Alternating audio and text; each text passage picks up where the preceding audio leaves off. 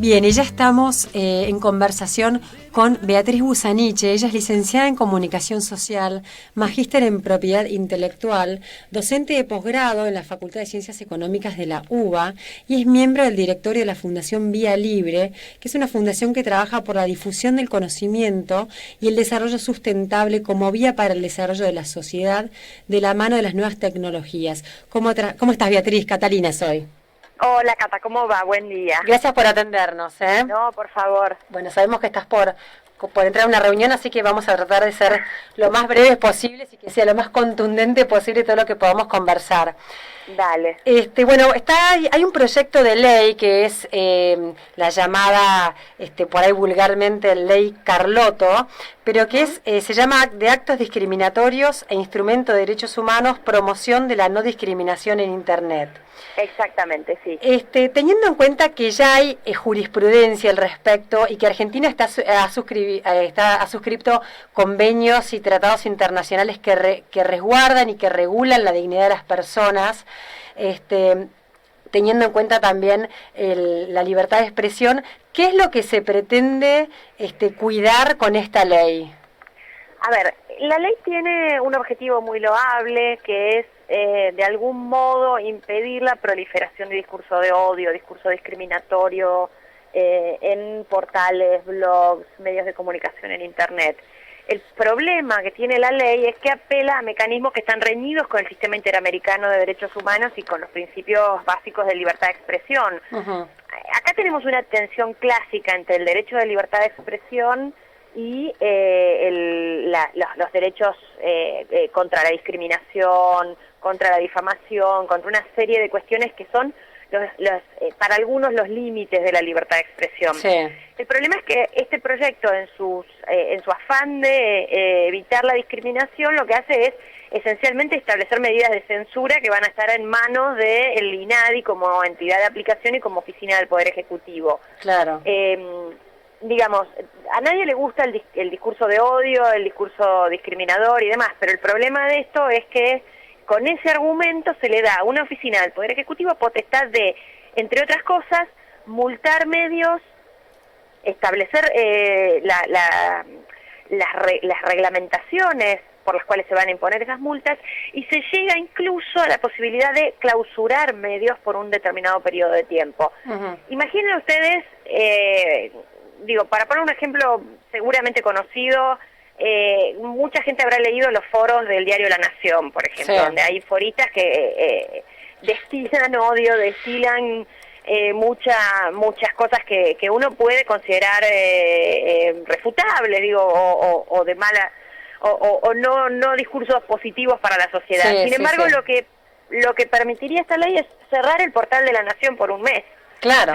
O sea, por lo que dicen los usuarios. Sí. Ese es el problema de ir tan lejos en una legislación como esta. Incluso habla de Facebook, de redes sociales, o sea que cualquier publicación en un Facebook personal podría ser considerada como agraviante para otro. Exactamente, deja muy amplia la definición de lo que se puede considerar agraviante.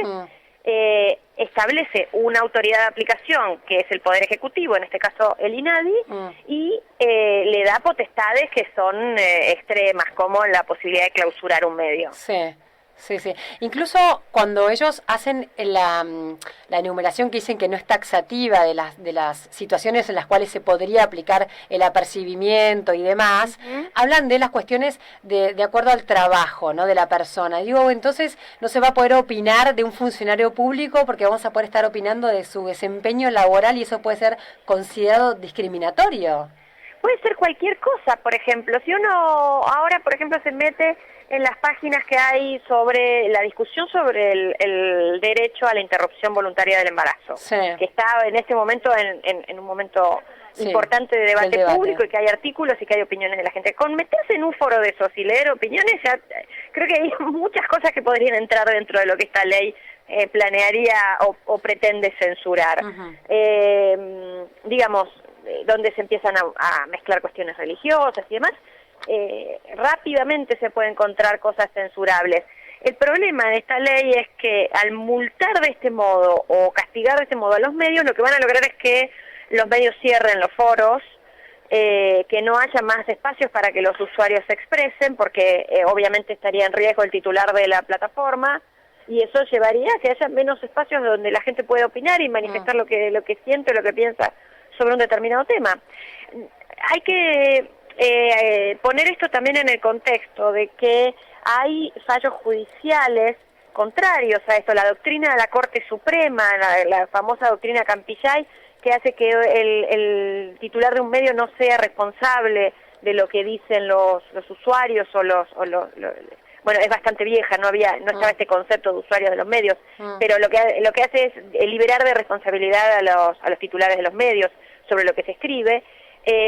Pero, por ejemplo, la semana pasada o a principios de esta semana hubo un fallo de Cámara en Córdoba donde se multó a un bloguero, a un periodista que mantiene un blog, por un comentario que hizo un usuario de su blog sobre un dirigente de fútbol de la provincia de Córdoba. Sí. Esos son antecedentes muy graves que lo que van a llevar es a que haya autocensura y mucho más control sobre lo que la gente dice y opina en Internet. Hola Beatriz, Paola te habla. ¿Cómo va? Bien, sí, justo vos hablabas estabas hablando de lo que decías del bloguero y venía a colación una pregunta que me estaba armando, decía, vos decís que esta ley es como que va a censurar, sí va a censurar de la forma que está redactada y que le da mucho poder al INADI. Y yo te preguntaba, ¿hay una forma de redactar esta ley o que se pueda hacer alguna modificación en su redacción que controle en cierta forma para no caer o para poder apercibir, podríamos decir, a las personas que escriben, pero sin llegar al extremo de censurarlos? No, yo no creo que haya una redacción mejor para esta ley. Estoy en la misma tesitura que el documento del CELS. Para nosotros el mejor destino de este proyecto de ley es ser retirado de la Cámara de Diputados. No hay una mejor redacción de esto. De hecho, esta cuestión sobre el discurso de odio, el discurso racista, el discurso discriminador se ha discutido largamente. Yo recuerdo haber leído una exégesis de cómo se redactó la Declaración Universal de los Derechos Humanos en el 48, donde se hablaba de, qué hacer con el discurso nazi o con el discurso fascista y demás, imaginen en el 48. Y la postura que se impone finalmente como espíritu de la declaración es que la única forma de impedir o de frenar este tipo de discurso de odio es garantizando garantizando los derechos fundamentales, cosa que proyectos como este no hacen. Está bien. O sea que, suponiendo que esto avance, es una ley que puede adolecer perfectamente de inconstitucionalidad. Yo creo que sí. Yo creo que si esta ley avanza va a haber que hacer recursos de inconstitucionalidad, sí. Y, Beatriz, ¿cómo ves vos a nuestro país en materia de legislación en contenidos de Internet con respecto a otros países? Bueno, Argentina se debe a algunas discusiones, pero no estamos ni tan atrasados como creemos, ni tan mal como creemos. En Argentina tenemos un marco legal muy respetuoso de la libertad de expresión y de los derechos ciudadanos. Nuestra Constitución de 1994 incorporó todos los tratados de derechos humanos fundamentales, con lo cual tenemos ese marco de acción.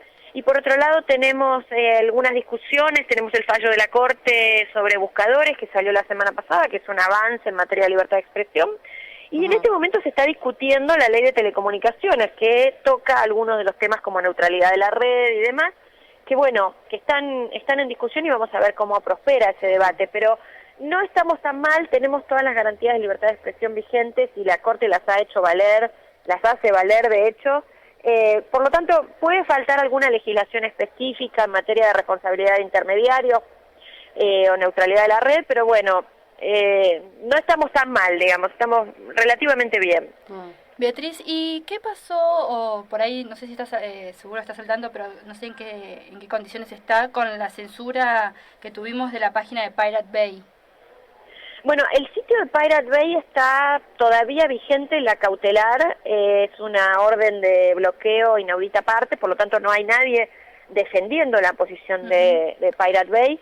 Se presentó un grupo de abogados y de agentes del Partido Pirata, presentó un recurso de amparo que fue denegado en primera instancia, que va a ser apelado. No estoy siguiendo el trámite judicial exacto de ese recurso, pero en principio The Pirate Bay está bloqueado formalmente en Argentina, aunque se puede acceder por proxies y diversas otras vías, porque las medidas de bloqueo de este tipo son absolutamente ineficientes. Claro, yo te iba a decir, porque sería también una forma de censura a nivel nacional, nosotros no poder entrar, pero que en otros países sí se está entrando, o sea, es una censura hacia nosotros. Es una forma de censura. Cualquier bloqueo de Internet masivo de un sitio web es una forma de censura, porque lo que hay que recordar es que la medida cautelar que pide la Cámara de Industria Fonográfica, CATIF, tiene que ver con algunos contenidos supuestamente violatorios de propiedad intelectual, pero que no es todo el contenido que se puede rastrear a través de Pirate Bay, con lo cual todo el resto del contenido que no es que está legalmente disponible vía torrents y al que se puede llegar a través de Pirate Bay está siendo censurado en Argentina, lo cual es gravísimo. Con respecto al tema de propiedad intelectual, hay también toda una discusión, ¿no?, que se está llevando a cabo o que se deben hacer. Lamentablemente no se ha profundizado la discusión sobre propiedad intelectual todavía, creemos que es uno de los temas pendientes, aunque obviamente falta mucho, pero sí, es una discusión pendiente. De hecho, la Corte Suprema, con el fallo Rodríguez contra Google, en el cual gana la posición de los buscadores, hace una mención al tema de la propiedad intelectual y de algún modo crea una figura ad hoc, una pseudo-interpretación de uso justo de propiedad intelectual para los thumbnails de los buscadores, y entonces algo ha tratado ahí de la cuestión de propiedad intelectual la Corte Suprema, pero sí creo que como país nos debemos una discusión más profunda sobre una nueva regulación de propiedad intelectual en Argentina que dé cuenta de los usos y costumbres que tenemos. Sí. ¿Y a qué se le llama neutralidad en la red?